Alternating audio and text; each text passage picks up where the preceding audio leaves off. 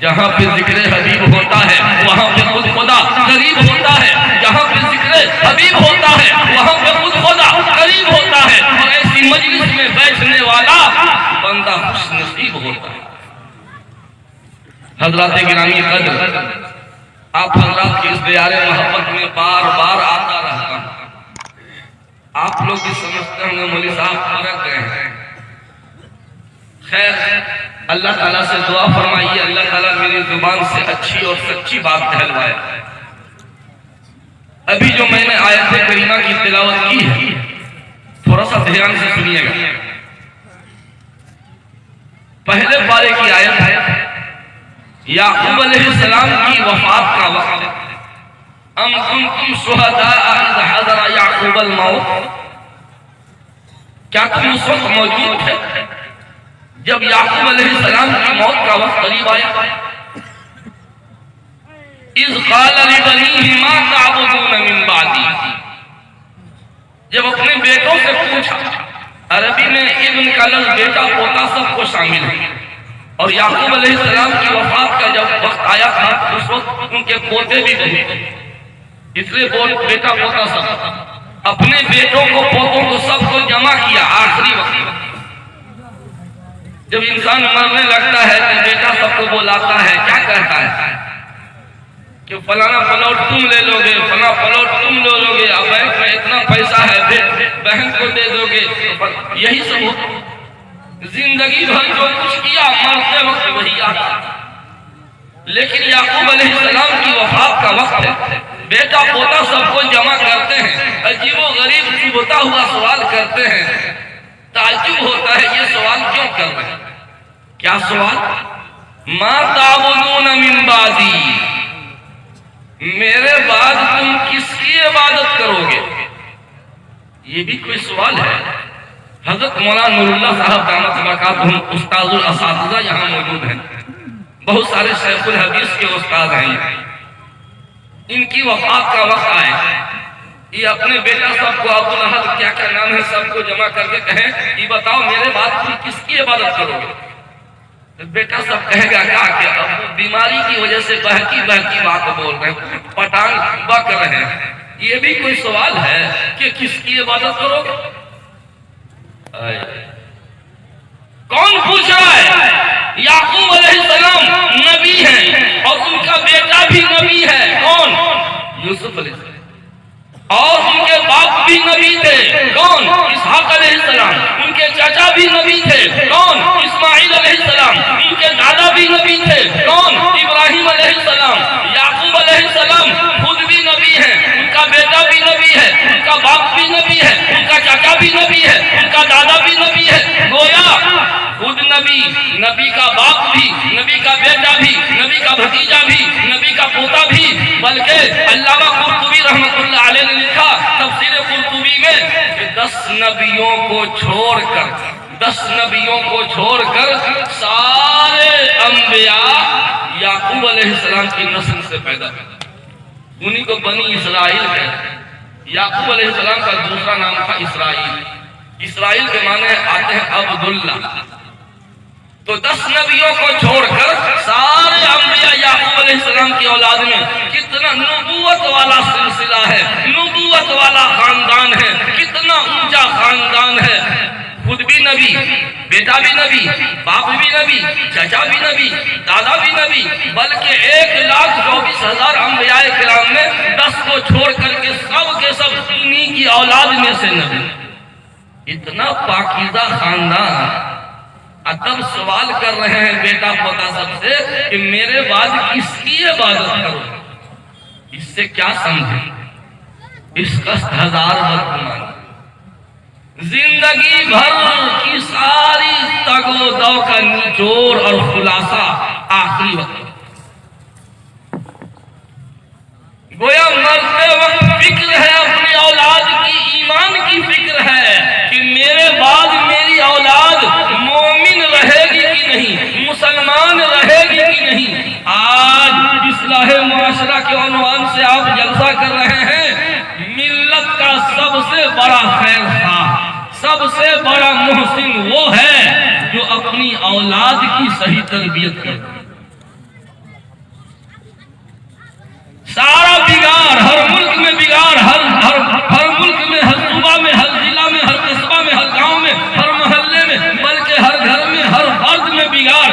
सारे बिगाड़ की वजह तिलक जहेज के खिलाफ तकरीर लच्छेदार हारते रहिए। तलाक तलाक की मजम्मत, तलाक हजरत ने फरमाया ना कि तलाक के वाकयात बहुत पेश आ रहे हैं, तो मेरी लच्छेदार तकरीर से तलाक देना लोग बंद कर देंगे क्या? अब मेरी लच्छेदार तकरीर से नमक मिर्च लगा के चटपटी बना के पेश करेंगे तो क्या लोग तिलक लेना छोड़ देंगे क्या? बेपर्दगी छोड़ देंगे?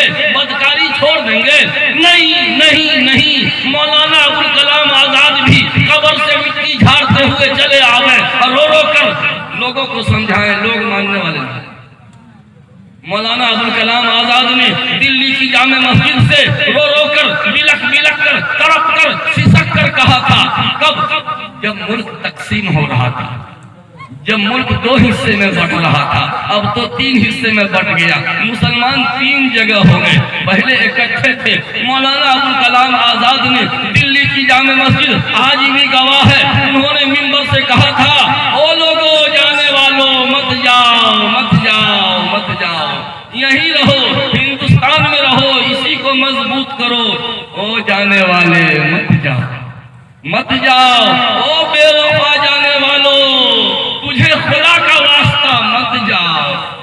अब फिर तड़प के कहा था, पूरा मजमा धारे मार मार के रो रहा था, कहा था, लोगों ओ बेवफा जाने वालों, ये देखो ना जामे मस्जिद के मीनारे तुम्हें झुक के सलाम कर रहे हैं, जामे मस्जिद के मीनारे तुम्हें झुक के सलाम कर रहे हैं। अरे अलविदाई सलाम का जवाब तो देता जा। लेकिन लोगों ने नहीं माना। इतने जबरदस्त मुकर्रिर, हाई वोल्टेज मुकर्रिर की बात लोगों ने नहीं माना, तो शकील मियाँ की बात कौन सुनने जाता है?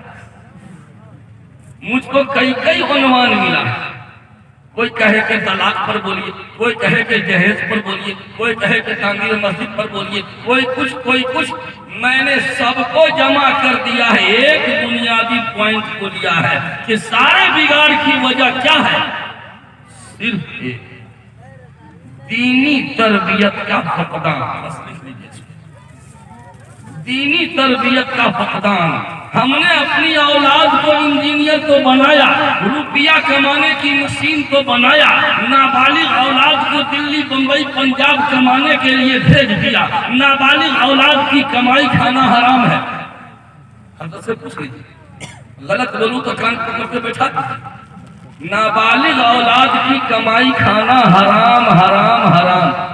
अक़वाम मुत्तहिदा ने तो ये बिल पास किया है, अक़वाम मुत्तहिदा की जनरल असेंबली ने, कि 14 साल की उम्र से कम उम्र के बच्चों से कमवाना ये बाल मजदूर में आता है, ये कानूनन अपराध है। अरे अक़वाम मुत्तहिदा क्या बिल पास करेगी? ये बिल तो रसूलुल्लाह के जनरल असेंबली से बिल पास हुआ। नाबालिग औलाद की कमाई खाना जायज नहीं, उसके पढ़ने की उम्र है। आज सारी समस्याओं का, सारा प्रॉब्लम्स की बुनियाद बस यही है कि हम बाप बन गए मगर बाप का रोल अदा नहीं। हमारी माँ बहनें माँ बन गई मगर माँ का रोल अदा नहीं की। मुझे कह लेने दीजिए, मेरे अंदाज की तलखी को माफ कीजिए। ये मेरी माँ, अगर माँ का मतलब है कि जिसके कोख से बच्चा पैदा हो वो माँ है, अगर माँ का यही मतलब है तो फिर गाय भी बच्चा जनती है, भैंस भी माँ है, तो क्या भैंस के कदमों तले भी जन्नत है? बोलो, गाय के कदमों तले जन्नत है, माँ तो है ना भाई। अरे किस माँ के कदमों तले जन्नत? जिस माँ ने माँ का रोल अदा किया। अगर माँ का मतलब दूध पिलाना है तो बकरी दूध नहीं पिलाती है, भैंस दूध नहीं पिलाती है, गाय भी दूध पिलाती है। माँ का मतलब सिर्फ दूध पिलाना। और बाप का क्या मतलब? क्या जिसके नुतफे से पैदा हुआ वो बाप? अगर बाप का यही मतलब है तो सारे जानवर बाप हैं, तो बाप का रोल अदा नहीं करता। इंसानी बाप और जानवरों वाले बाप, इंसानी माँ और हैवानी माँ में फर्क यही है कि इंसानी बाप अपनी औलाद की दीनी तरबियत करे, इंसानी माँ अपनी औलाद की दीनी तरबियत करे। अगर आपने दीनी तरबियत नहीं की, दीनी मिजाज नहीं बनाया, तो आप बैल में और हमने इंसानी माँ और बकरी में कोई फर्क नहीं, क्योंकि वो बकरियां भी दूध पिलाती है। एक मुर्गी भी अपने बच्चे को गोद में लेके दुलार करती, देखा? कभी कभी लगता है बकरी का मुर्गी का बच्चा सबका हो गया, अरे सारे बच्चे को जमा करके उस पे बैठी यूं प्यार कर। अरे माँ का मतलब खाली प्यार करना, तो मुर्गी भी अपने बच्चों को प्यार करती है। अगर माँ का मतलब प्यार करना, तो गाय भी अपने बच्चे को चाटती है। गाय चाटती है कि ना अपने बच्चे को? तो माँ का मतलब चाट लिया तो दुलार नहीं, यही तो फर्क है। माँ वो है जो बच्चे की दीनी तरबियत करे, बाप वो है, बाप होने का लक्षण उसी के अंदर हो सकता है जो बाप होने का रोल अदा करे, यानी दीनी तरबियत करे। आज एक लड़की मुस्कान खान, नौजवानों सोशल मीडिया पर, एक लड़की मुस्कान खान ने सैकड़ों गीदड़ों के बीच में ये शेरे बबर की तरह गरज रही है और शेरनी के तरह ललकार रही है, कुफ्र कुफ्र कुफ्रिया कलमा पकड़ा। एक दो नहीं है, 50 नहीं है, 100 से जायद गीदड़ भूख रहे हैं, लेकिन वाह वाह रे मुस्कान खान, मेरा सलाम तेरे जज्बात को, मेरा सलाम तेरे ईमान को, मेरा सलाम तेरी माँ को, मेरा सलाम तेरे बाप को कि तेरे माँ बाप ने शरबत नहीं पिलाया, तेरे माँ बाप ने जूस नहीं पिलाया, तेरे माँ बाप ने दूध नहीं, बल्कि तेरे माँ बाप ने ईमान पिलाया, ईमान पिलाया, ईमान पिलाया। कैसा ईमान पिलाया था कि सैकड़ों गीदड़ भूख रहे हैं, कुफरिया कलमा बोल रहे हैं, लेकिन ये नारे कलंदराना है, नारे मस्ताना है। अल्लाहु अकबर, अल्लाहु अकबर, बोलिए ना आप, बोलिए अल्लाहु अकबर, अल्लाहु अकबर, अल्लाहु अकबर, अल्लाहु अकबर। एक लड़की जिसको हम सुनते नाजुक कहते हैं, बड़े बड़े पहलवानों को बौना कर देती है, क्या ईमान पिलाया है उसके माँ बाप ने? देखा और उसने कह दिया, अपनों को भी पैगाम दिया और गैरों को भी पैगाम दिया। दुश्मनान इस्लाम को ये पैगाम दिया, ए वक्त मुझको खोखली दीवार मत समझ, ए वक्त मुझको खोखली दीवार मत समझ, सदियों से ज़ल्ज़लों के मुकाबिल रही हूँ मैं, जो रोक सको तो रोक लो, जो रोक सको तो रोक लो। वीडियो एक बार और देखिए, मैं जब जब देखता हूँ मेरे ईमान में गुदगुदी पैदा होती है, लगता है दिल उछल के बाहर निकल जाएगा, जिसमें ईमानी हरारत आ जाती है कि गीदड़ भूख रहा है और वो कदम डगमगाती थी, क्या साबित कदमी है। अल्लाहु अकबर। हजरत सुमैया की याद ताज़ा होती है, हजरत सुमैया की याद ताज़ा होती है, कदम बढ़ाती जाती है, उधर से नारा लग रहा है और इधर कदम बढ़ती जा रही है। अल्लाहु अकबर। ईमान ने उसको फौलादी कुव्वत दे दिया है कि हाँ, सबसे सुपर पावर कौन?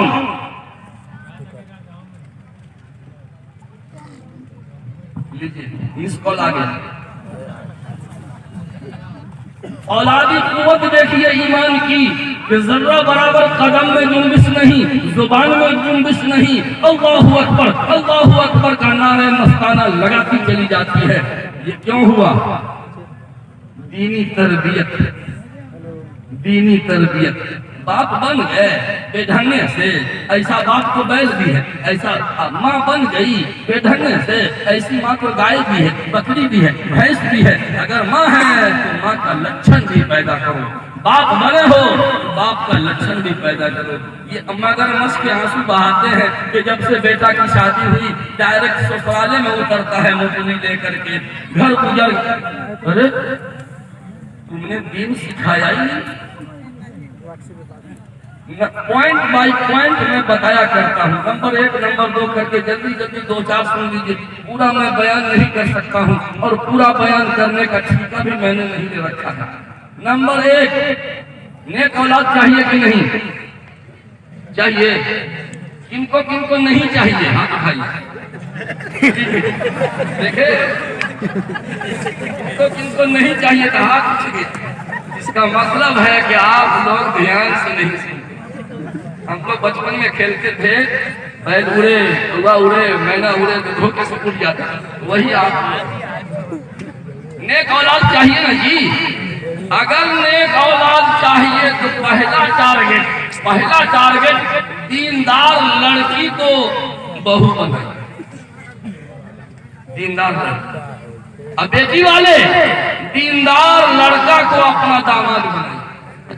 मियाँ बीवी दीनदार रहेंगे, औलाद दीनदार होगा नहीं। यहीं पे हम लोगों से बोल खुला। हमने पहला टारगेट बनाया क्या कि माल कहाँ मिलेगा। हजरत शाम को गुस्सा हो रहा है कि हम जो बोले ना करा, इधर उधर बहा करा।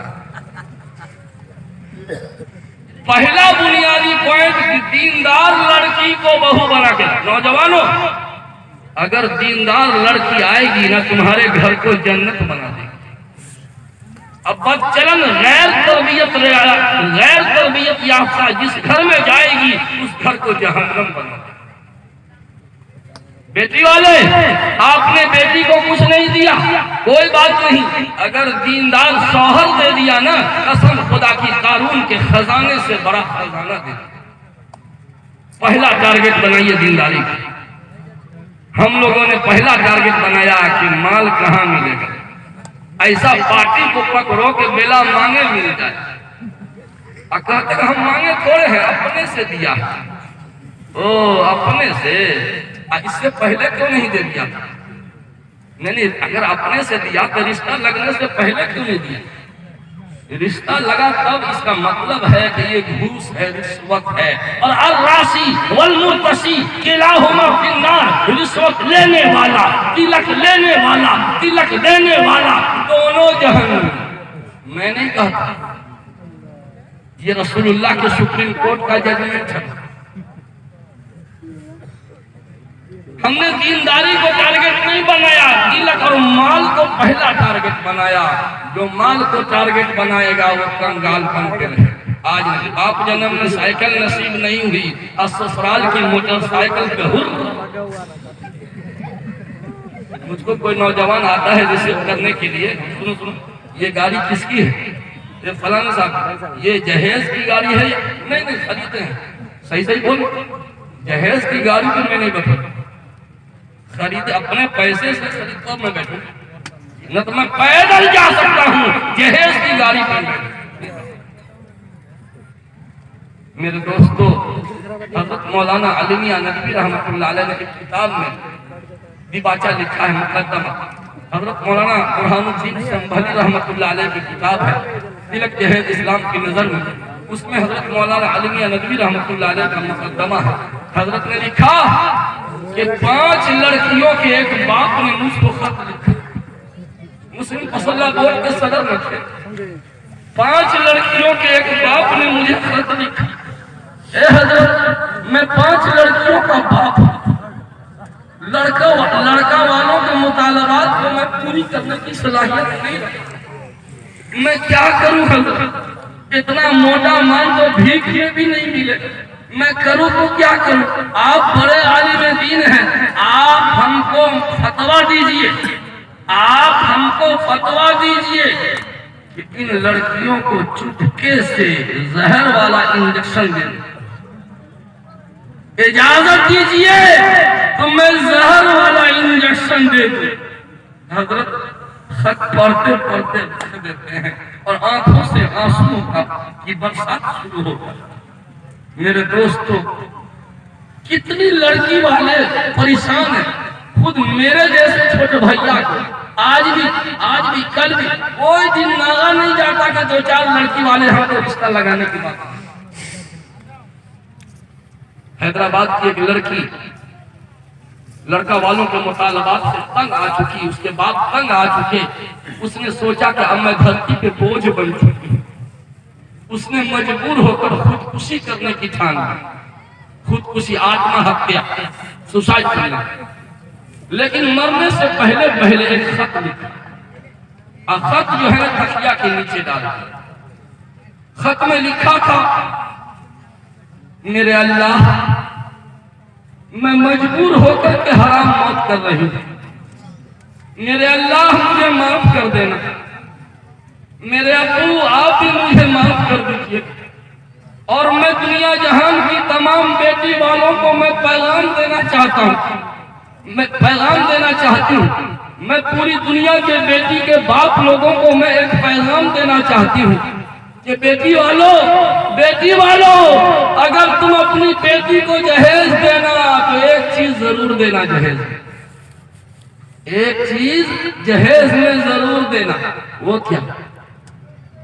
5 मीटर कफन का कपड़ा भी दे देना चाहिए, 5 मीटर कफन का कपड़ा भी दे देना, क्योंकि ये दरिंदा लालची तुम्हारी बेटी को जीने नहीं देगा, जुल्म करेगा, मार डालेगा। तो जालिम ससुर का कफन लेके अल्लाह के दरबार में न जाए। जब सब कुछ बाप का तो कफन भी बाप का। जब मुसहरी बाप दे, बर्तन बाप दे, घड़ी उड़ी सारा काम, तो कफन भी बाप, कफन भी 5 मीटर दे देना सामान्य जहेज में, और फहरिस्त जहेज में लिख देना 5 मीटर कपड़ा बराए कफन। खुदा के वास्ते पहला टारगेट बनाइए दीनदारी की। ये इलाका अल्हम्दुलिल्लाह बहुत कुछ बचा हुआ। एक हफ्ता में अभी गया था, मधुबनी जिला में बड़ी आबादी है, बड़े बड़े VIP लोग हैं वहाँ, SP DSP है, प्रोफेसर इंजीनियर बहुत है, आला तालीम याफ्ता तकरीबन 85% लोग वहाँ पढ़े लिखे। उस गांव की सूरत हाल ये है कि निकाह पढ़ाने वाले को भी खाना नहीं मिलता। अब बारात कहां से, बारात कहां से? कोई तिलक नहीं, कोई जहेज नहीं, कुछ नहीं, बारात है ही नहीं, बिल्कुल नहीं। अल्लाहु अकबर। मैं तो दंग रह गया। काश कि इस इलाके में भी वो अदा पैदा की जा सकती है। तो मेरे भाइयों, पहला काम दीनदारी को टारगेट बना के इसका कीजिएगा। नंबर 2, सुन्नत के मुताबिक शादी कीजिए। सुन्नत के शादी की बुनियाद पर बच्चे होते हैं, तो पहली बुनियाद गलत है, पहली ईंट टेढ़ी है तो औलाद भी टेढ़ी पैदा होगी। जी हाँ, इसलिए सुन्नत के मुताबिक शादी कीजिए। और नंबर 3, हालत हमल में औरत खास तौर पर गुनाहों से परहेज करे।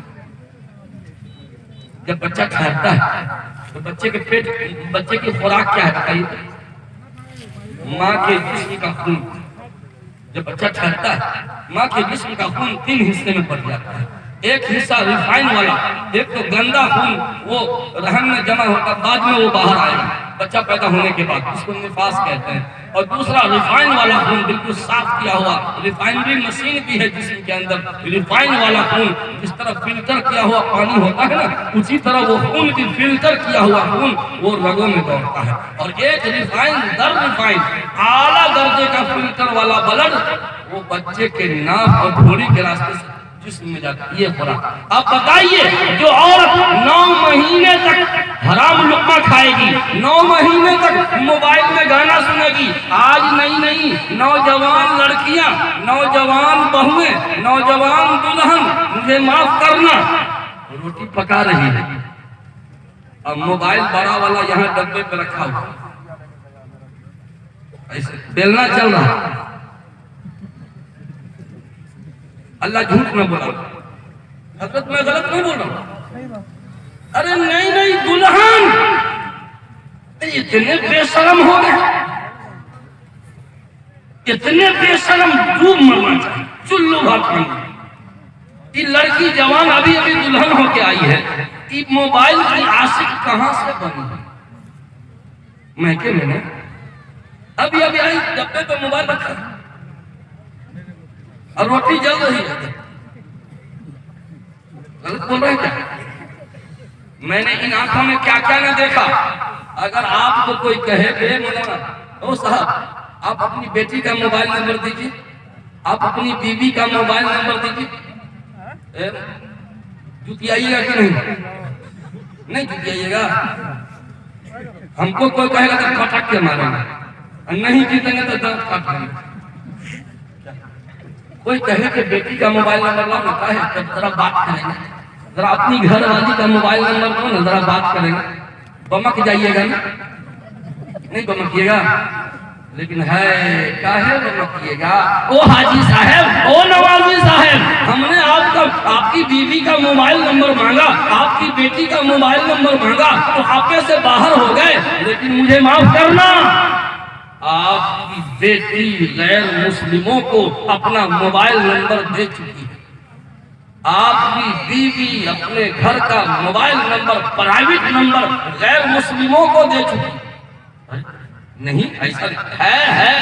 वो कैसे? आजकल स्कूल में इंटर मैट्रिक पास लड़कियां बहुत हैं, वो अपने घर के मोबाइल से ऑनलाइन शॉपिंग का बुकिंग कर रही है। घर से हीटर मंगवा रही है, प्लाजो मंगवा रही है, सैंडल मंगवा रही है, सिंहार बस मंगवा रही है, पर्स मंगवा। अरे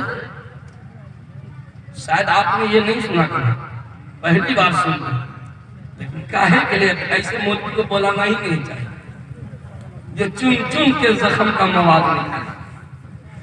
जवान लड़कियां ऑनलाइन शॉपिंग कर रही है, कंपनी में ऑर्डर कर रही है, और उस डेट में सामान पहुंचा, वो बड़ा सा बैग पीठ में लादे हुए मोटरसाइकिल पे, और ये आपकी जवान बेटी इन आंखों ने देखा है जनाब, मैं सिर्फ किताब नहीं समाज को भी पढ़ा। ये जवान लड़की बाहर आती है, वो कहाँ है? वो इधर से बोला, और ये तो हम यहाँ पे देखिए, हम रोड पे देखिए, हम लाल दुपट्टा होगा, हाँ ठीक है देख ले। अब आता है मुस्कुरा, कौन है गैर मुस्लिम? कोई माल बंबई से, कोई पूना से, कोई कलकत्ता से, कोई दिल्ली से, कोई पटना से माल पहुंचता है। ये घर का मोबाइल नंबर, बीवी का पर्सनल नंबर, बेटी जिस मोबाइल को रिसीव करती है वो मोबाइल नंबर कंपनी के हेड ब्रांच से लेकर के और छोटे छोटे ब्रांच में पहुंच।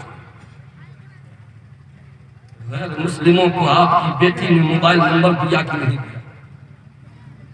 तू इधर उधर की ना बात कर, ये बता के काफिला क्यों लूटा? मुझे रहजनों से गिला नहीं, तेरी रहबरी का फूले नहीं समाते हैं कि मेरी बेटी इतनी पढ़ी लिखी, इंटर पास है, अपने से बुकिंग कर लेती है, सामान घरे पहुंच जाता है। अरे अल्लाह के बंदे, आपके घर का प्राइवेट नंबर गैर मुस्लिमों को पहुंच गया, और वो आपकी बेटी मुस्कुरा कर इस्तकबाल करती है, नहीं जी, अब फिर सामान पसंद नहीं आया तो फिर बुक करती है कि नहीं वापस, तो फिर दोबारा वो आएगा। कहाँ जा रहे हैं हम? तो मेरे भाइयों, सुन्नत के मुताबिक शादी कीजिए, मस्जिद में निकाह कीजिए, और उसके बाद हालत हमल में और खास तौर पर गुनाहों से परहेज। लेकिन माँ के पेट में बच्चा है, वो तो मोबाइल 12 बजे रात तक मोबाइल देखता। कौन? वही माँ जो माँ बनने वाली है, वो आंख के रास्ते से, कान के रास्ते से गंदगी सप्लाई करे। जब बच्चा ठहरता है, रूह फूक दी जाती है, आज़ाओ जवारह बन जाते हैं, 120 दिन के अंदर आज़ाओ जवारह बन जाते हैं, तो माँ के हाथ का कनेक्शन बच्चे के हाथ से, माँ की आंख का ताल्लुक बच्चे की आंख से, माँ के कान का कनेक्शन बच्चे के कान से, सारे आज़ाओ जवारे का कनेक्शन जुड़ जाता है बच्चे से। अब माँ गाना सुनेगी, बच्चा भी सुनेगा, कनेक्शन तार जुड़ा हुआ। माँ गाना सुनेगी, बच्चा को भी सुना रही है। माँ फिल्म देखेगी, अकेले नहीं देख रही है, अपने नौनिहाल जो बच्चा, उसकी अमानत, अल्लाह की अमानत, उसके शिकन, उसको भी फिल्म दिखा। अगर हराम लुकमा खाती है तो बदन में पॉइजन पैदा होता है, साइड इफेक्ट होता है, वो बच्चा वही गुनाह वाला गुनाहों का पॉइजन जिसके खून में सिरायत किया है, वो खून 9 महीने तक बच्चा पीता है। कैसा बच्चा जन्म लेता है? जुनैद बगदादी जैसा, राबिया बसरिया जैसा? नहीं, 1000 बार नहीं। तो मेरे भाइयों, हालत हमल में, मेरी माँ बहनों ध्यान से सुनना, हालत हमल में खास तौर पर गुनाहों से परहेज करो, नमाज की पाबंदी करो, फिल्म मत देखो, गाने न सुनो, गीबत न करो। जिससे बच्चा नहीं पैदा। उसके बाद चौथा पॉइंट बस खत्म कर रहा हूं, अभी है 10 मिनट। चौथा पॉइंट ये है कि जब बच्चा पैदा हो बिला ताखीर दाएं कान में अजान और बाएं कान में तकबीर, देर न कीजिए। सबसे पहली बोली अल्लाह की, इससे पहले सारी औरतों कहीं चुप रहो, अभी कुछ मत करो। ये औरत बक बक करती रहती है, डिलीवरी वाले बोल ये औरत का मुंह कहीं बंद हो, वो बकबकाती रहती है, तो दूसरे की आवाज बच्चे का नहीं। सब पहली बोली अल्लाह, अल्लाहु अकबर, अल्लाहु अकबर। जी पहली बोली क्यों? ईमान की बीज डाल रहे हैं, ईमान की बीज डाल रहे हैं, कान के रास्ते से दिल तक सप्लाई कर रहे हैं। क्या? ईमान। अशहदु अल्ला इलाहा इल्लल्लाह। तो फिर वो मुस्कान सब पैदा होगी जो सैकड़ों की दरों के सामने ललकारेगी और कहेगी अल्लाहु अकबर, अल्लाहु अकबर, अल्लाहु अकबर।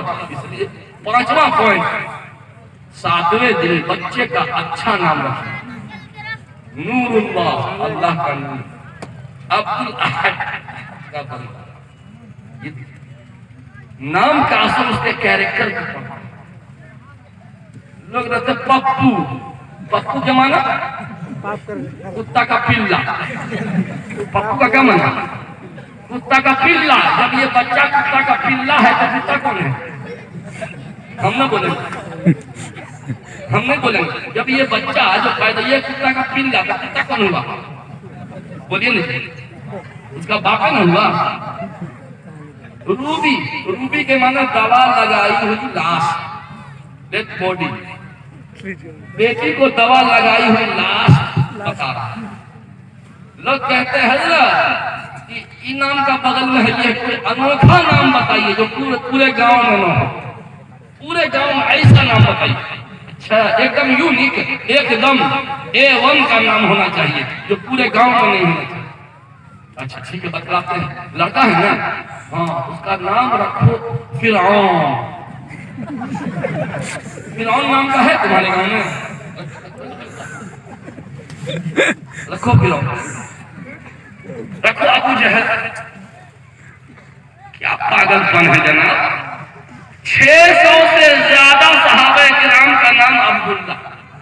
मैंने खुद अल-इसारा की तमीज़ सहाबा में पढ़ा, 549 अब्दुल्ला नाम के सहाबी की लिस्ट अल-इसारा। हाफिज इब्न हजर अस्क़लानी रहमतुल्लाह अलैहि, अब्दुल्ला बिन मुग़फ़्फ़ल, अब्दुल्ला बिन उमर, अब्दुल्ला बिन अब्बास, अब्दुल्ला बिन मसऊद, अब्दुल्ला बिन फलां, अब्दुल्ला बिन ज़ैद बिन अब्द रब्बी, अब्दुल्ला बिन मुग़फ़्फ़ल। नाम का असर उसके कैरेक्टर पर पड़ा करता है। बस भाई वक्त ही नहीं है, 17-18 पॉइंट बताने के लिए तो 3 घंटा तो कम से कम चाहिए, है ना? इसलिए उतना तो नहीं बताऊंगा। सबका खुलासा 2 बात, सबका खुलासा 2 बात।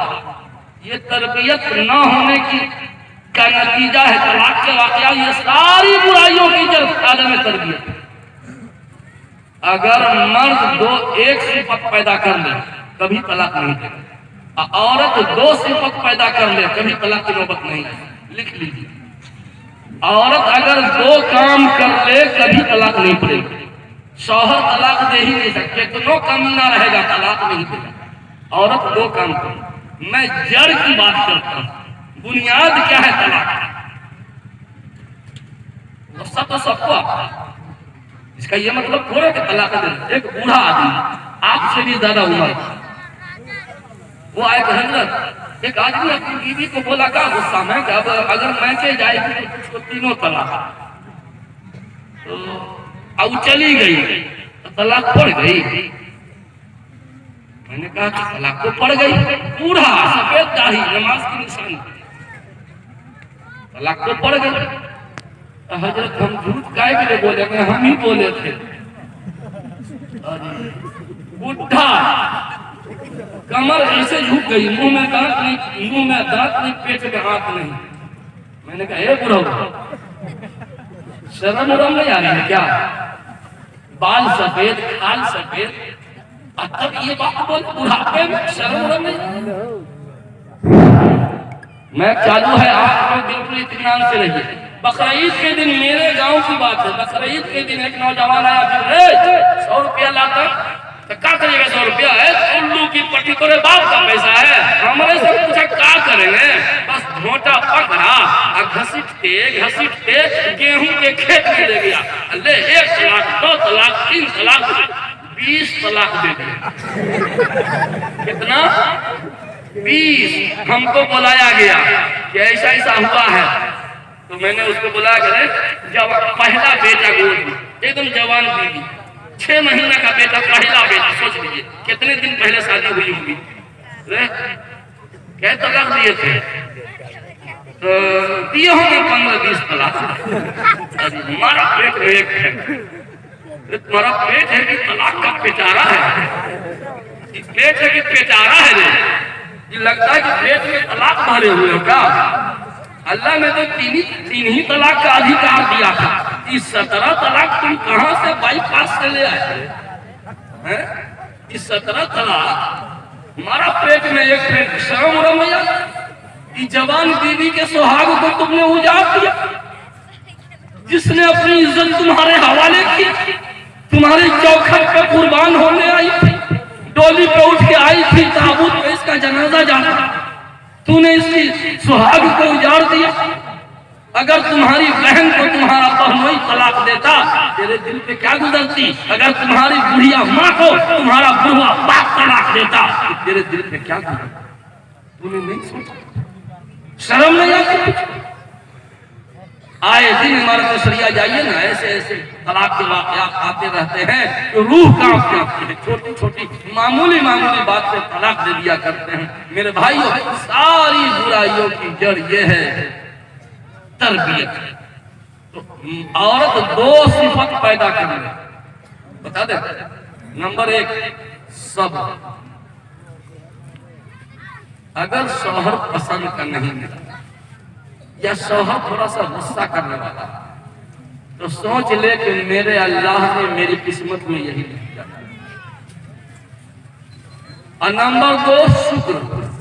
शौहर कोई कपड़ा ला के दे, बहुत बहुत शुक्रिया, आपको बहुत पसंद है, न पसंद हो तब भी कहो कि बहुत अच्छा है, न पसंद आए तब भी कहो कि बहुत अच्छा है, कहां से लाए हैं, बहुत सब। और नंबर 2, शुक्र। औरत न सब्र करती है न शुक्र करती, 1 नंबर ना शुक्री। हमारे बाप को तो 72 बीघा में कूदी ना, ये फकीरवा से हमारा बाप ब्याह दिया, इसको तो खाने के लिए जोड़ता ना, हमारे बाप को और कहीं नहीं मिला, यही फकीर।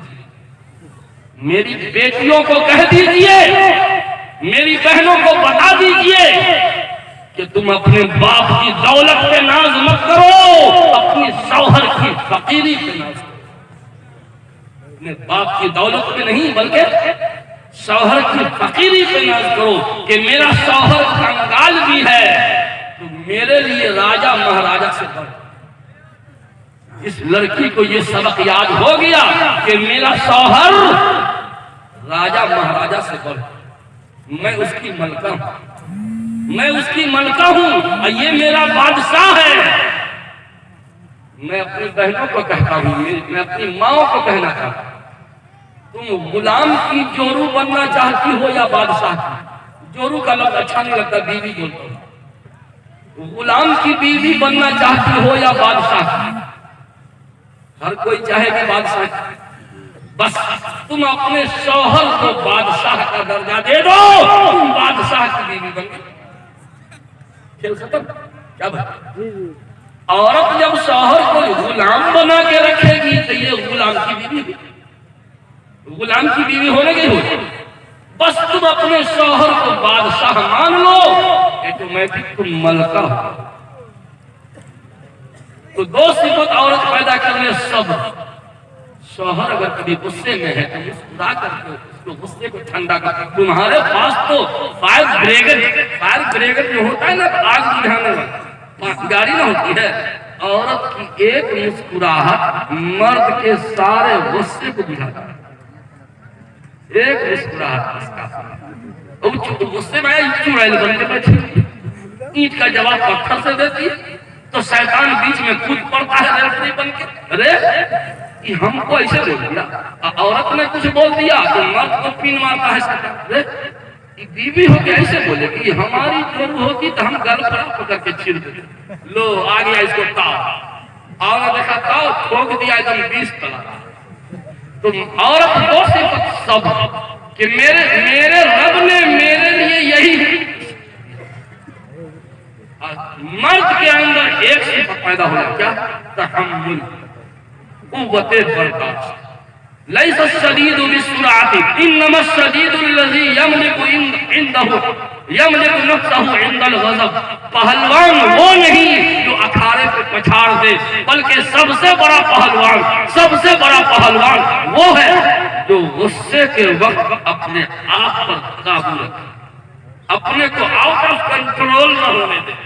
ये आदमी सबसे बड़ा पहलवान है, जो एक मुक्का में इतना बड़ा पत्थर तोड़ दिया, वो पहलवान वो है जो गुस्से के वक्त में अपने नफ्स पर काबू रखे, जुबान आउट ऑफ कंट्रोल न होने दे।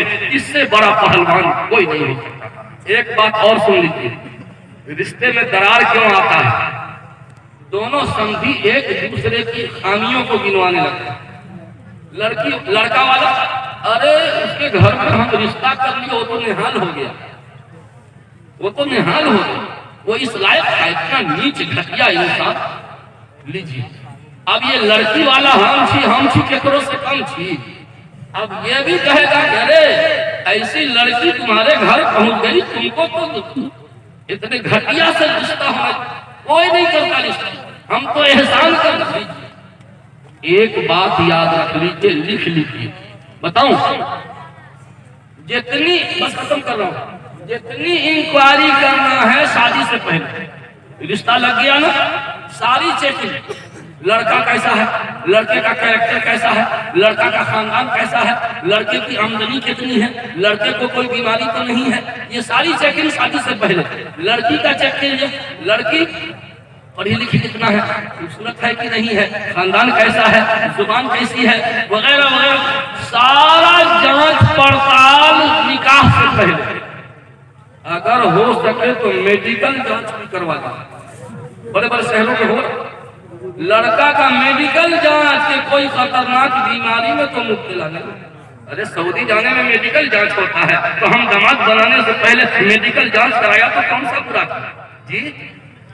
हम अपने बहू बना के लाएंगे, ऐसे ले आएंगे, शादी के बाद मालूम हुआ कि खतरनाक बीमारी वाली है, फिर तलाक की नौबत आती है। मेडिकल जांच भी करा सकते, ठीक है? सारा जांच पड़ताल, सारी चेकिंग, सारी इंक्वायरी निकाह से पहले, जितना चेक करना है चेक करना। अब जब निकाह हो गया, अब कोई काम नहीं, बस एक काम, क्या? निबाह देना। निकाह के बाद कोई चेकिंग नहीं, कोई जांच पड़ताल नहीं, कुछ नहीं। निकाह जब हो गया तो अब निबाह देना है। अगर औरत कुछ ज्यादा बोलती है तो निबाह देना है, शौहर गुस्सा वाला है निबाह देना है, शौहर औरत खिदमत गुजार नहीं है निबाह देना है, औरत खाना पकाने का ढंग नहीं, तब भी निबाह दो। कोई काम नहीं, बस एक काम, निबाह निबाह निबाह।